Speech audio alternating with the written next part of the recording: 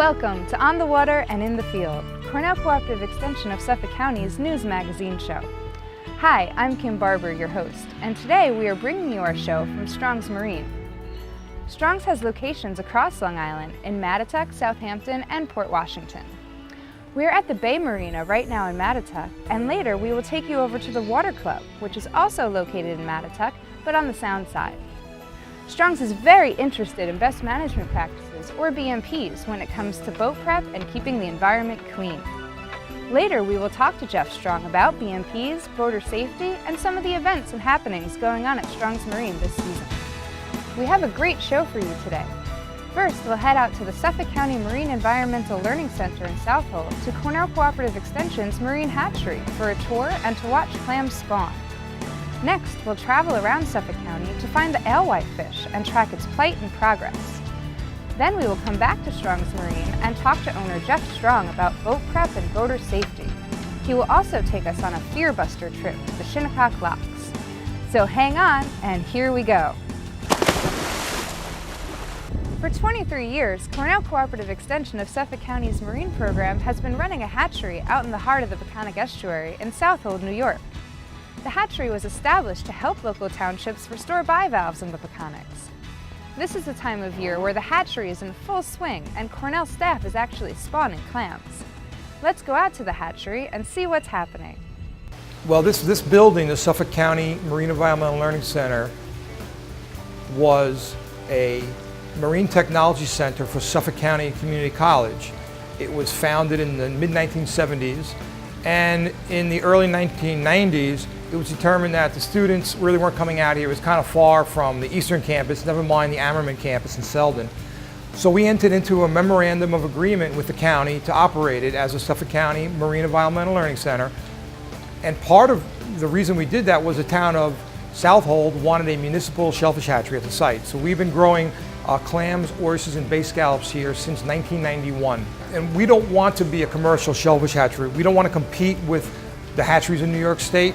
So we're more of an educational facility. We're kind of at a commercial scale, but education is our #1 priority, not production. We really go for educational role, whether it's the general public coming in. We've had folks from around the world come in here, Canada, the Philippines, Australia, to look at our systems and to talk. We were at the Marine Center when a clam spawn was taking place. Mike Petruccio explains the process. So in the wintertime, we'll go and get our broodstock clams from the local creek. We bring them into our hatchery, and in the hatchery here, we mimic sort of our spring and early summertime conditions, where we condition the animals in nice warm water. We feed them algae that we grow here. We feed them every day, and this conditions the animals to get ready to spawn. We're trying to ripen the eggs and sperm, and then once they're ripened after about a couple months of conditioning, we spawn the animals, we fertilize the eggs, and then we put them in our larval rearing conicles, and here the larvae go through different stages until they're ready to set and metamorphose into a juvenile. And then from there, we put them in our downwelling silos where they continue to grow to a bigger size, up to 1 to 2 millimeters. And then we place them in our upwelling system. And then from there, they continue to grow through the summer until the fall when they're planted in our local waters. So Mike, give me the tour of the grand tour that you usually give all the dignitaries. Okay, so here we have our algae stock cultures. So all the algae that we feed out to the animals in the hatchery initially starts in just these flasks here. And from here, we continue the algae culture to our 2-liter flask. From here to our carboys. So we're incrementally stepping up the volume as we go here. And then from the carboys to our algae tubes here. And then from the tubes, this is where we could open our spigot up into a bucket, and then we'll go and feed our clams out in the hatchery. There's another room to grow algae, and it's a different type of system, a continuous algal culture system, where we have pasteurized seawater that feeds into our bags here. And then from there, algae comes off from this harvest tube. As algae is harvested from our bags here, algae is fed into this bucket, and as the bucket fills, we have a submersible pump in here that kicks on as the algae level rises, and then from here algae is pumped into the hatchery to feed our animals. Come into the hatchery with me.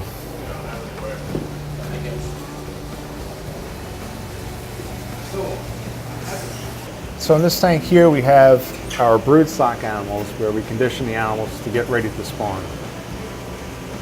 And so where is that green tube? Where does that come out? Algae is pumped from the algae room through this green hose here, which is fed into our broodstock tank here. And what are these? Are they clams, oysters? What are they? Here we have adult oysters conditioning to get ready to spawn. This is Sean and Corey, who are doing a clam spawn today. Okay. So what's going on here? Okay, so these adult clams have been conditioned to be ready to spawn. The eggs and sperm are mature. So these clams have been placed in our spawning table here. So nice warm water. Now we're sort of mimicking, it's the late springtime, early summertime. And we're giving them a temperature shock to help initiate the spawning process. So we're raising and lowering the temperature quickly. And once they begin to spawn, you would see eggs or sperm come out of the siphon. And then we'll take the clam that starts to spawn, place it in its own beaker, let it finish spawning, and then we can collect our eggs and sperm separately and then begin the fertilization process. Okay, the gentlemen, they're spawning clams over there. Yep. Once they get a spawn happening, things kick in a little bit. It gets a little crazy in here, and they'll start putting them in here in the conicals. Right, they'll start to spawn, eggs are fertilized, and then these tanks are filled up, and the fertilized eggs are placed in these conical tanks. Okay. The normal process of growing the animals in a hatchery, they go from the larval rearing conicals to downwelling silos when they first set, and then once they get to be about a couple millimeters in size, now they're ready to go on upwellers. So here in this upwelling silo, we have some little baby oysters. Now animals grow bigger, they go to our nursery building here, where we have oysters growing in an upweller. So water comes in from the creek, comes into our tank, it upwells through the mesh. The animals feed on the natural phytoplankton that's out in their water, and the water goes back out and into the creek. As the animals go from the nursery and our upwelling system, then they come out here to our floating upweller system. So here in our floating upweller system, this gives us more space, more flow, so that they can continue to grow very fast through the summer season. So our hatchery here is an economic development tool in terms of the fact that it's an incubator. People come in and see what's going on, they go out and do it, and we help hold their hand and help them do it. So starting new businesses is basically what happens here at this site. And it's not only our SPAT program, which teaches people how to grow shellfish in the field.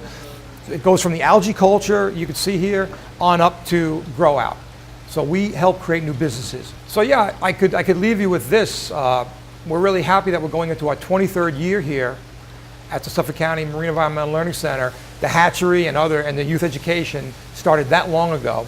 And that's due in no small part to support from Suffolk County. They own the building, they help us keep the lights on.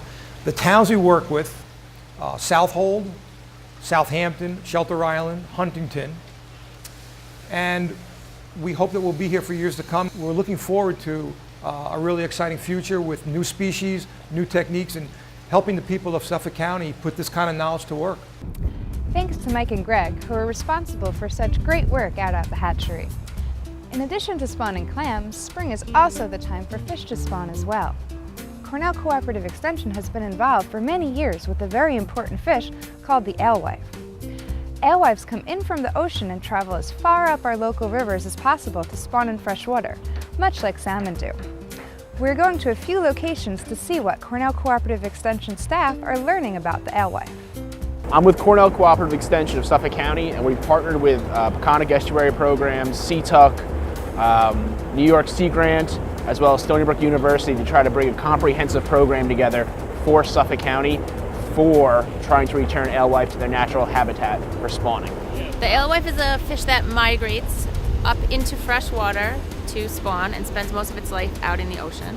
Its populations are really in trouble these days. It's been nominated to be listed as an endangered species, so that hasn't happened this year but may happen at some point in the future. In addition to problems in fisheries in the ocean that are hurting it, its spawning habitat has been significantly reduced, especially in the eastern seaboard of the U.S. So many of our rivers and streams have been dammed up over the years for power and agriculture and recreation, and so one issue that we're working hard on here on Long Island is restoring access of those fish to their spawning habitat upstream in the freshwater. We've kind of really been in the middle of this effort to restore these fish across the island and organize the various entities working on it within their own jurisdiction. So I feel like one of the things we do is sort of organize these people who may not otherwise be talking to each other, and sort of so we have more of a collective effort. This project that started right here in the Peconic River in 1995 when Byron Young and others started with buckets lifting fish over the dam.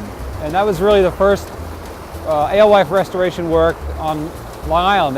After that they put a temporary fish ladder in, and then in 2008, 2009 they built the permanent rock ramp there. And this run we're seeing here at this little, what's called a little river here at Woodhull Dam, is the product of that work. So these, tens of thousands of fish coming here that are now stuck, of course. And so what we're trying to do is incrementally just keep moving these fish further upstream and reconnecting them to their historic spawning habitats. My role is managing the freshwater fish resources. So when the alewife come into freshwater, then I get involved. The freshwater fish that live here all the time benefit when alewife come in because it gives them something to eat. So we're promoting whenever we can improving fish passage. We also regulate dams through our dam safety program. So that part of the DEC requires that any work done on a dam bring the dam up to safety code and make sure that the work is done in such a way that it doesn't make the dam less safe. That involves a lot of engineering, a lot of planning, and can unfortunately slow down the process of adding fish passage. But in the end, you'll end up with a safer dam and fish passage, which is what we really want. We know these fish have been coming in and gathering here at Woodhull over the past couple years, and we've been trying to get people here to see it. So when we realized that the Suffolk County Legislature was going to be meeting here at the County Center in April, right across the street, we thought it was a great opportunity, if we could get their attention, to come across the street and see these fish. I mean, I could talk about alewife till I'm blue in the face. Byron could talk about it. We can all talk about it. But seeing the fish, trying to jump up this dam, gathering here in this pool really drives it home, I think. It's a compelling scene. With thousands and thousands of fish stuck at a dam with habitat upstream that they could be using. So we lucked into a day when the legislature was meeting. When they were here, we were worried April 28th, it's sort of late in the season, the fish might be gone, but we got lucky this year with the season being a little bit late because of the cold weather. We got 7 or 8 legislators come over. We were able to cast a net, pull some fish out, put them in a tank, let them see these fish up close and personal way, and really hopefully connect to this story, which isn't just happening here at Woodhull, but really is happening across Suffolk County. And every one of these legislators has a potential project in their district. I mean, every tributary Long Island at one time hosted an alewife run. Well, we got to see nature at its finest today. I mean, you really see the problem firsthand, where the alewives are really trying to go further upstream and they can't because of a dam that was placed there many years ago. And it seems like a fairly simple solution that could really help out nature quite a bit by just providing either removing the dam that's there or providing some kind of ladder system where the fish could get to where they want to go and spawn where they want to spawn. And I think that will, not only see an increase in the number of alewives, but all of nature that depends on the alewives for their own existence. So this is a good pursuit, and certainly will support the various groups that are working to make a difference here. A lot of things we're doing in the grant, especially the work I'm on, is a lot of sampling. So we'll go out 2-3 times a week, setting pike nets, trying different methods. Cast netting, electrofishing is also very popular, to try to get a subspecies and to kind of get a count of what we can see is coming through the river, when and where they're going. In this river system in Peconic, we use one technology of video cameras. So we have a gate at the first dam where they're able to pass through. That's a live 24-hour recording of the fish that are passing through. So we can go back through the software and review the footage to see how many fish are coming through, when they're coming through, and what size are coming through. And the alewife is a critical species in this estuary and all the estuaries. And in fact, in the past, they used to be the dominant filter feeding fish. The alewife, the menhaden, all the herrings, they were tremendous filter feeders of the estuaries, possibly contributing more to filtration in the ecosystem than even the bivalves that once were in here. The fish ladders have tremendous benefit to other species than river herring. American eel can utilize them. There are trouts that we're hoping will use them. We're only just beginning to understand what other fish can utilize them with the video camera. We might see white perch in some of these systems. We've seen catfish utilize the one in the Carmen's River. And we've also, expect to see many of the stocked fish that the DEC put in, like the rainbow and the brown trout are utilizing it. But for the natural diagenous species, we're hoping something like the white perch might use it as well, and the sea-run brook trout. So we'd get lots of gains for putting, simple restoration to work. As you can see, the alewife is a fish species of great importance, and there is a need to help them get as far up our local rivers as we can. Great work, Matt and Corey, and all our partners. Now let's get back to boating. Many people are getting ready for the upcoming boating season, and there are many things to do and think about while prepping your boat. The environment and safety are of utmost importance here at Strong's Marine. We had a chance to talk safety and BMPs with Jeff Strong. Then he took us on a fear buster. So Jeff, kind of busy time of year, right? Thankfully, yes. Yeah, sun's shining, water's looking gorgeous. It's time to get boats in the water. It's the fun time of year for us. Yeah, and so tell me some of the practices that you guys implement as far as when you're prepping a boat. Give us some idea as to what are the things that are important in your eyes that you guys make sure that is done on a boat. So the two common things that are done are zincs are replaced.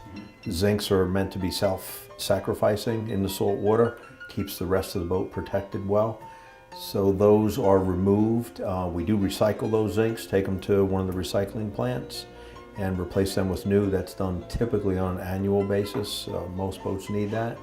And then on the bottom painting side of things, it's just kind of mostly common sense. We'll put tarps down if they have to be sanded or paint chipped off, which quite frankly very few of them that we start out with as new have to have that done. But sometimes you'll get a boat in that's a fresh client to us that maybe the bottom wasn't prepared as well initially. That'll need to be done, so we'll take those paint chips and then discard of them in the appropriate way, keeping them in a dust collector. Those are some of the basic fundamentals. So what about when you're cleaning a boat? Do you have products that you use that are biodegradable? Talk to me about that. Thankfully, as you know, at least over the last 5, maybe in some cases 10 years, biodegradable products for mostly everything are readily available. Doesn't need to be any fancy brand or anything like that, but just kind of look a little bit basic stuff at the label and mix them in the proper water contents. You don't need to use it as heavy a concentrate as sometimes people might think that you need. A lot of water, and a little bit of biodegradable cleaner goes a long ways. Okay. So don't overuse it. Exactly. Okay. Exactly right. And as far as like the liquids and all the your water on their boat and your gasoline and stuff like that, what are some of the principles that you guys kind of tell your clients? So the most common thing would be oil, and some of the older engines, or the two-stroke engines, are thankfully becoming few and far between. That's where you mix the oil and the gas together. So it's about, you know, properly disposing of those containers. We have a very aggressive recycle program, and you know, both almost all the plastic containers can be recycled, thankfully for us. At one of our, you know, we're in Port Washington, Southampton, and Mattituck, and almost all the townships have a pretty aggressive recycling program that's readily available for both commercial and residential folks. So that's important on the oil side of things. The water, we use all non-toxic solutions. In the fall is when they're winterized, so we're obviously in the springtime now. So if you see pink in the water, that's a non-toxic antifreeze that's put in the water systems in the late fall to keep the water systems from freezing. And that pink just gets flushed through. It's totally, you actually could drink it without any problem, but most people aren't into drinking that kind of pink liquid anyhow. Rosé maybe, but not that. So those containers again can be recycled, you know, very readily.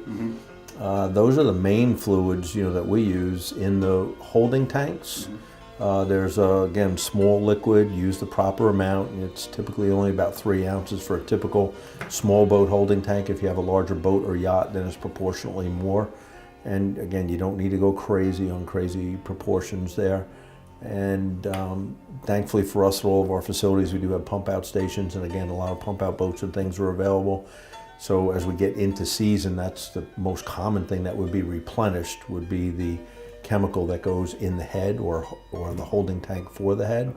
And they're all biodegradable now.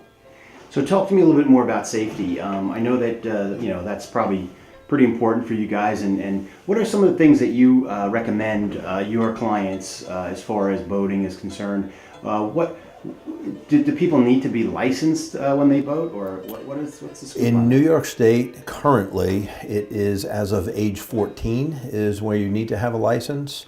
They had some conversation about age 18. It's kind of a in the works kind of situation.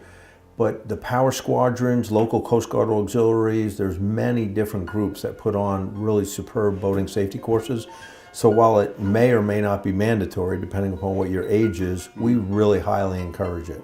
They're very, very useful, hands-on type courses where you'll get information that can just make you feel more comfortable, more confident. And if you feel more comfortable and confident, you're going to use your boat more often and feel better about your investment, and the likelihood of having a good, safe time is going to be improved. So I think we had one at safety class at our Bay location a couple of weeks ago. I think we have one upcoming next week at our water club, and I think we have one scheduled at every one of our locations actually, but they're not just at Strong's, you know, they're at many, many different places. Just search online. Highly recommend them. Okay. We did a little thing yesterday on, it's called Fear Buster. Talk to me a little bit about the day and what your intent was yesterday with some of the things that you're telling your clients about. Sure. So the concept of Fear Buster, I think we've been doing this for about 15 years. Actually, we've been doing it a while, and we typically only do it once a year, early springtime, like usually around the first week of May. Sunday morning we get out 9 o'clock early, so it's a nice, beautiful time to be out on the water. So we're going to start to take off a little bit. Yeah, he's good. The Shinnecock locks are run by the federal government. They're passable 24 hours a day, 7 days a week, pretty much, you know, most every week of the year. They might shut down a week during the dead of the winter for maintenance. And so what's confusing about it is when you hear on the radio that the locks are closed, a lot of times it would be easy for people to interpret that as, I can't pass through. In actuality, it's just the opposite. When the locks are closed, it just means that both gates are closed and you come up to the lock, wait for the lock master to turn the green light on as you saw yesterday, come into the lock and then lock through to the other side. If the locks are open, it means when the Great Peconic Bay and Shinnecock Bay are at roughly parallel levels and the gates are open and you can just pass without that. The tricky part, why it's called the Fear Buster, is when the gates are open and as the tides start to become a little bit disparate, that's when the current really starts to run through and can zip through there pretty well.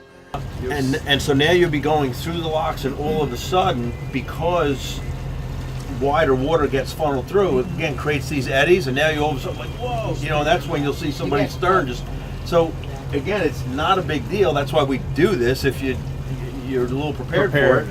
So going with the current or against, just give it a little acceleration, so you just kind of power through that. You want to be going faster than the current, so that the current isn't taking you, you're pushing your way through the current. And as you saw with the clients that we had there yesterday, in our conversations, if you just wait a little bit for that current to subside as the tide levels get closer, or they'll wait till the locks actually do close, and then it's very orderly, very safe passing.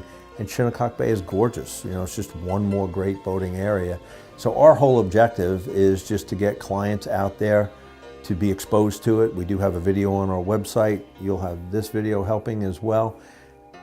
But there's nothing like seeing it and touching it and feeling it firsthand once.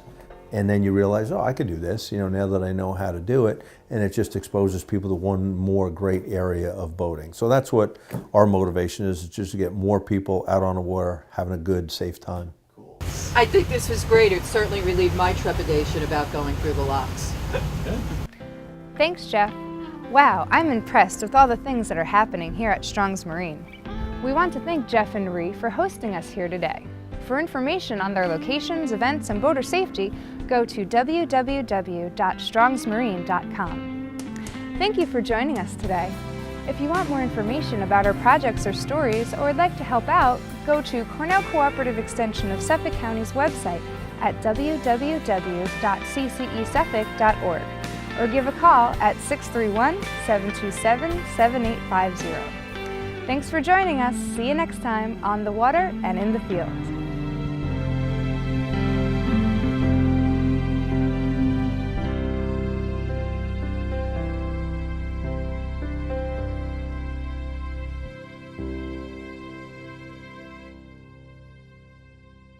Cornell Cooperative Extension of Suffolk County is a not-for-profit 501c3 educational organization.